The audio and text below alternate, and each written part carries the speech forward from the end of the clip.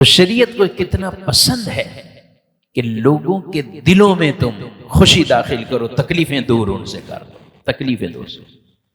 آج ہمارے رویے یقین کریں بڑے عجیب بن چکے ہیں، خوشی تو داخل نہیں کرتے، تکلیفیں داخل کرتے، تکلیفیں پہنچا اپنی زبان سے، اپنی گفتگو سے سامنے والے کو تکلیف پہنچانا، کسی کے گھر گئے مہمان بن کر تکلیف پہنچانا،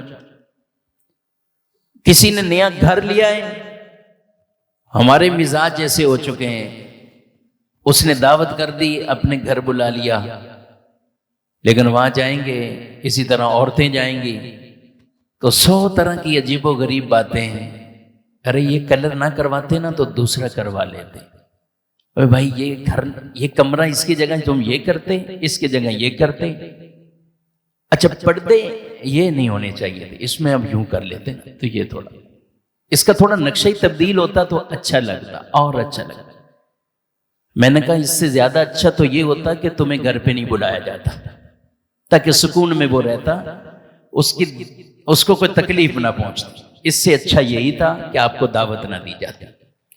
بھئی آپ کو کس نے کہا ہے کہ آپ اس طرح کی چیزیں ایسے مواقع پر، چاہیے دعوت ہو، شادی ہو، کچھ اور ہو، یہ ہمارے مائنڈ بن چکے ہیں۔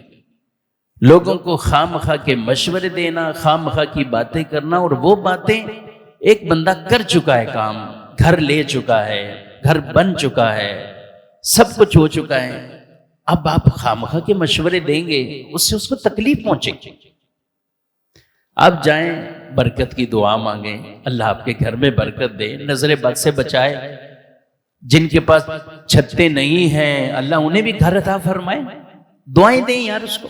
کسی نے گاڑی لی ہے، کچھ اور نعمت ملی گئے، دعائیں دیں اللہ برکت عطا فرمائے۔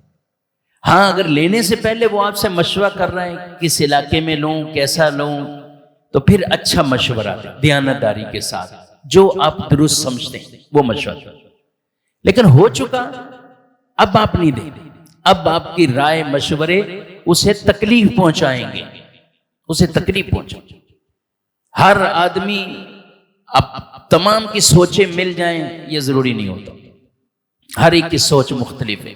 ہم گھر میں 6 بندے رہیں تو 6 بندوں کے دماغ ایک کام پہ اتفاق نہیں ہو پاتا، تو پھر سب لوگوں کو مطمئن کہاں سے ہم کر پائیں گے؟